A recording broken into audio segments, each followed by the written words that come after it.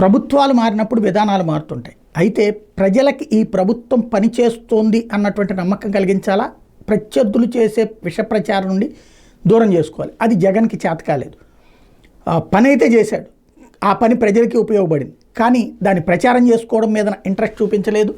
అదే సందర్భంలో అభివృద్ధి సంక్షేమం రెండూ చేసిన సంక్షేమం గురించినే పదే పదే చెప్పుకుంటూ దెబ్బతిన్నాడు. ఈవెన్ ఇప్పుడు కూడా సంక్షేమం గురించి 2,73,000 కోట్లు పంచాను అనే కాన్సెప్ట్తోనే ఉంటున్నాడు. అభివృద్ధి చేసింది చెప్పుకోలేకపోయాడు. అదే సందర్భంలో గంజాయి, డ్రగ్స్ లాంటి వాటి మీద మద్యం, అక్రమ మద్యానికి సంబంధించి సెబ్ లాంటిది ఏర్పాటు చేసిన అది బోలెడంతమందిని అరెస్ట్ చేసి 100ల కొద్దీ కేసులు పెట్టిన, 1000 కొద్దీ కేసులు పెట్టిన, 100ల కొద్దీ అరెస్టులు జరిగిన, అది ప్రచారం చేసుకోవడం చేతకలేదు. అదే సందర్భంలో ఇవన్నీ జగన్ వల్లనే పెరిగిపోతున్నాయి అన్నటువంటి ఎదురు అటాక్ వాళ్ళు చేస్తుంటే సమాధానం చెప్పుకోలేకపోయాడు. అయితే ఈ ప్రభుత్వం మాత్రం సిస్టమేటిక్గా ముందుకెళ్తుంది. ఎప్పటికప్పుడు రివ్యూ చేస్తూ ఈగల్ అనేటటువంటి ఒక సంస్థను ఏర్పాటు చేసి సిన్సియర్ ఆఫీసర్ అయినట్టు ఆకే రవికృష్ణకి అప్పచెప్పింది.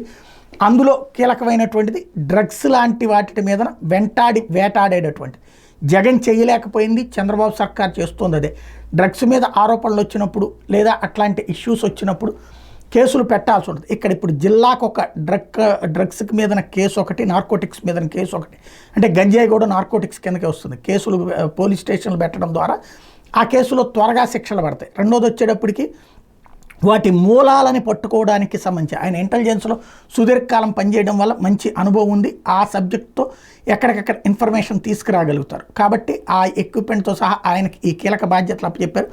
ఈగల్ అనేటటువంటి దాన్ని ఇప్పుడు నోటిఫై చేశారు. ఇదివరకు సెబ్, దిశ లాంటి వాటి ప్లేసెస్లో ఇప్పుడు ఈ ప్రభుత్వానికి సంబంధించినటువంటి కాన్సెప్ట్లు తీసుకొస్తున్నారు. అందులో ఈగల్ అనేటటువంటి డ్రగ్స్కి సంబంధించినటువంటి ఏర్పాటు చేస్తున్నటువంటి ఒక చక్కటి వ్యవస్థ రాబోయేటటువంటి రోజుల్లో దీని ద్వారా ఎక్కడికక్కడ కంట్రోల్ చేసేటటువంటి ప్రయత్నం చేస్తున్నారు.